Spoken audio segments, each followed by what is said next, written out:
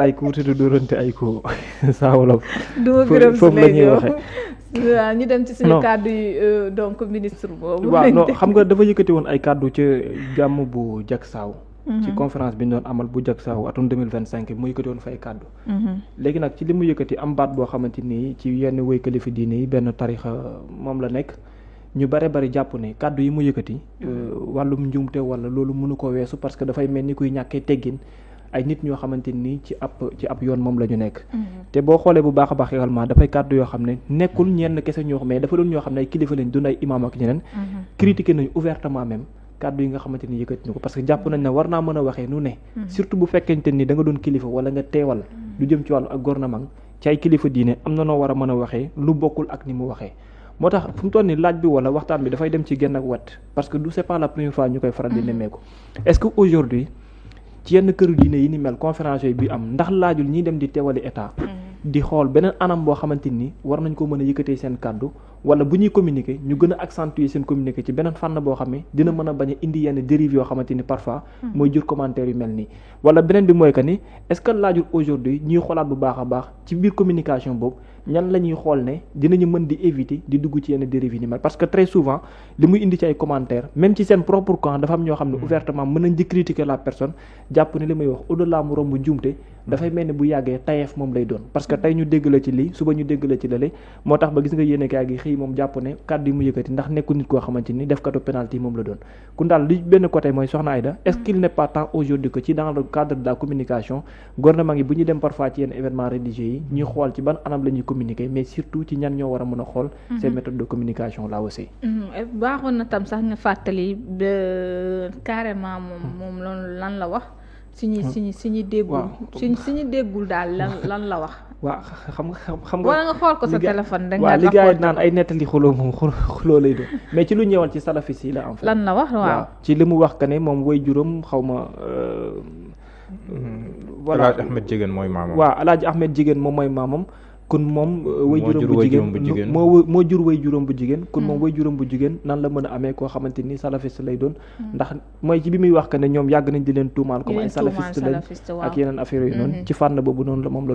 doon waxee mais ñu bari jàpp ne ouvertement ni mu waxee wax ji rafetul te tamit dafay mel ni kuy xeeblu ñi nga xamante ni daanaka ñoo nekk ci diine ci ñooñu mu di ay salafiste loolu daal moo indi coow li nga xamante ni daanaka moo ci am même ay réaction ki jiite imam bu université waaw mooy imam Alioune Badara Mbengue waaw imam Alioune Badara Mbengue ak Abdou Karim waaw docteur Ahmad Lo waaw moom wax na nag bay ne ko bu nu moywul daal dinañ ko fàttali la xewoon 2014 ci li nga xamante ni texte boobu nga xamante ni buut la bu mu tontu alors nañ mën a jàngatee gis naa yenn cas bi ne moom mooy borom penalty yi vraiment mu amul chance su kàddu wala chance su génnee discours boo xamante ni bu ci paree duñu ko coow tabaski xawma am na benn julli boo xamante ni génne woon na ay kàddu yoo xamante ni voilà c'était pareil waaw xam nga Biram moom yenn saa yi mu def discours yu am solo ba nga yéemu yenn saa yi nag mu juum ci ay discours am ay kàddu loolu nag ni si jàngatee mooy ku war a bind la balaa muy wax waaw ku war a bind la balaa muy wax xam nga quand on est porteur du message du président de la République et de son premier ministre da nga war a wax luy boole sénégalais yëpp quelle que soit la cérémonie religieuse parce que bi mooy énième cérémonie religieuse bu am pourtant ministre yi dem nañ fa ku si nekk def nga sa discours musul am coow mais moom bon comme ni ma koy waxee yenn saa yi mu def discours bu am solo nag wax dëgg yàlla bu am substance wax dëgg yàlla très consistant mais yenn saa yi nag mu juum si ay discours am donc ku mel noonu da nga war di bind te en général moom suy juum si discours bu nekkee si loo xam ne dafay laal toute émotion si lay juum si discours lu bari boo xoolee bi muy wax si Ouattara comme si il est un peu émotif quoi waaw day mel ni kii boo xoolee bi muy wax si Ouattara te pourtant si lendemain bi dafa mel ni du moom ndeysaan waaw ci bi muy wax bi muy génne waaw bi mu génn jégalu xam nga dafa am nit yu mel noonu bi mu génne jégalu man je suis sûr parce que même ci discours bi 13 minutes yi boo ko dégloo fi mu dooree avant mu yegg si foofu non man je suis sûr que boo ko woowoon léegi nii téléphone moo expliqué la si kàddu loo xam ne nii maanaam nekkoon intention mais xam nga mooy li may wax rek booy porter discours président de la République waroo xaajale ay Sénégalais xam nga bu nekkoon xam nga li mu wax mais bon xam nga dafa juum man dama jàpp ne dafa juum parce que benn njaboot mën na am kii nekk lii kii nekk lee kii nekk lee te ñoom ñoo benn yaay bee leen jur. jublu ci ngir xas leen. mais xam nga biir Pastef dafa am ay salafis. boo demee Modap di nga fa fekk ay salafis. am na si ñoo xam ne nii c'est que li si kii rek mooy. xam nga genre discours yi dañ koo dépassé woon.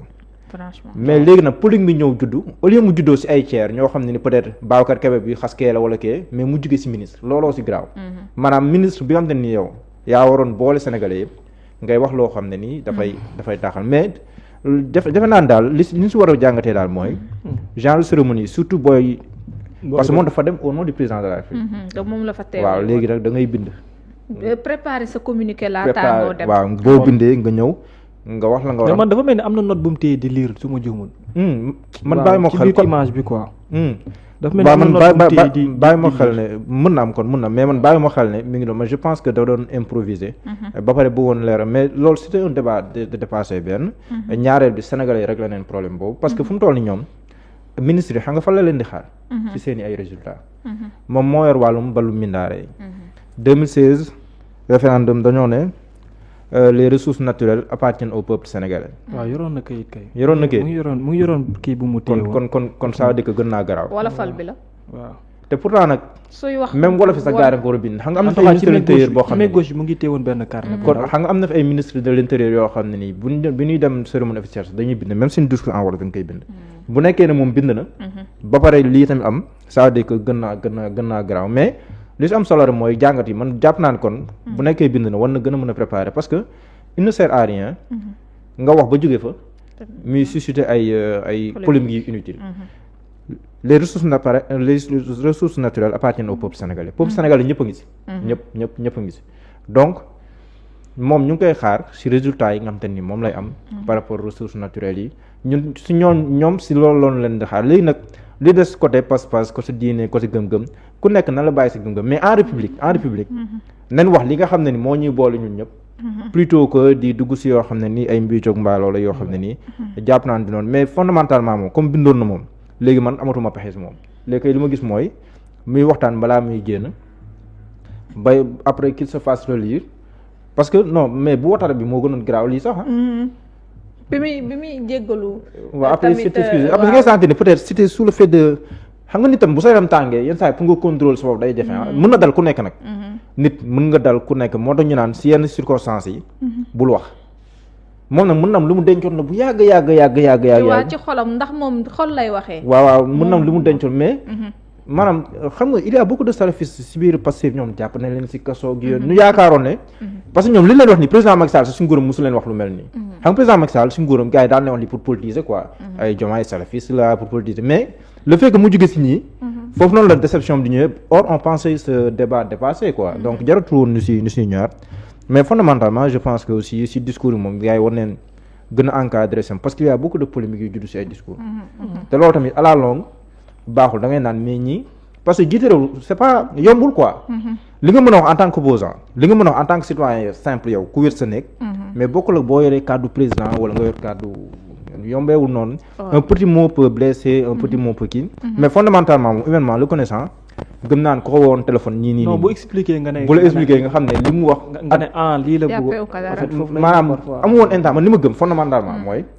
di nga ni ko nit ñi déggee amu woon intention wax loolu. waxeewul foofu. peut-être il voulait dire que yàgg nañ leen wax ay terroristes leen. yàgg nañ wax nangam or ñoom fi ñu jóge ñoom mënuñoo nekk ay terroristes.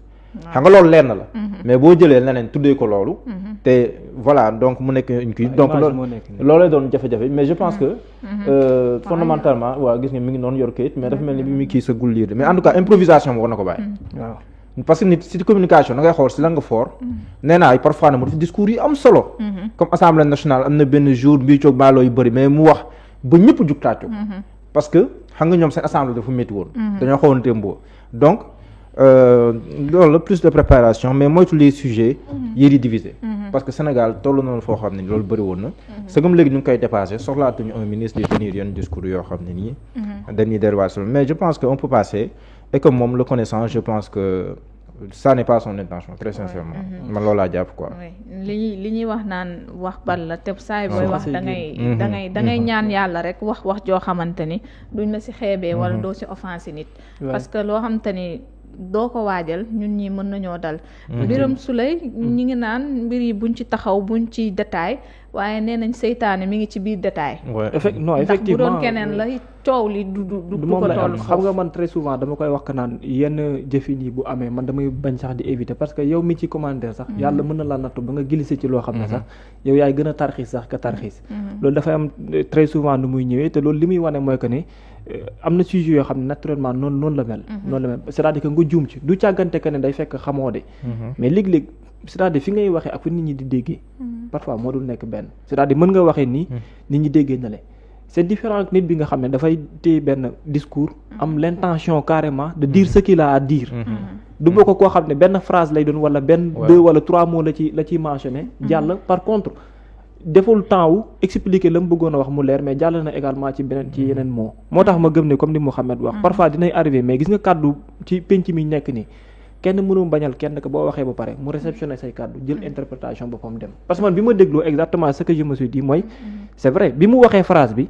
expliqué wul mais bu ci tegoon ñaari baat du doon indi coow de par contre daf ko wax rek avancé moo lay wan que ne fi mu waxee peut-être bien ak fi nit ñi déggee nekku bien te logique bi mu waxee boo dégloo début ba fin 13 minutes yi ci début kii bi di nga comprendre peut-être que ni am na leneen lu mu bëggoon wax lu bokkul ak di nga xam ne ñoo ñuy dégg mais quoi qu'il en soit ce qui est mieux mooy éviter sa bopp luy egg si fu mel nii c'est-à-dire que yenn sujets yi comme ni mu ko waxee laaj na non seulement préparation mais même loo préparé wu yenn sujets yi boo ciy wax demal xool nan nga ciy waxee parce que ñu bari buy dugg si rek niñ koy réceptionner mooy dafay mel ni que da ngay nekk ci ay division te Sénégal fi ñu toll nii tembe dafa am loo xam ne lu fi weesu la boo toogee benn kër tarixa rek voilà sooy wax da ngay xam nga moom buy wax xam nga moom soo koy déglu muy wax sénégalais rek non man su ma ko dégloo bi muy wax dafa mel ni ku maîtriser même ay jagsaaw ak seen da ko maîtriser oui exactement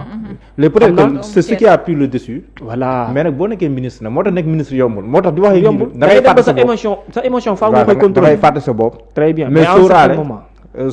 sóoraale ñëpp xam nga boo xoolee lii Karim bu docteur Ahmed Lo bind ci suuf son dernier paragraphe loolu la quoi bu nekkee ne tey nga ŋàññuñu mën na laa may dayo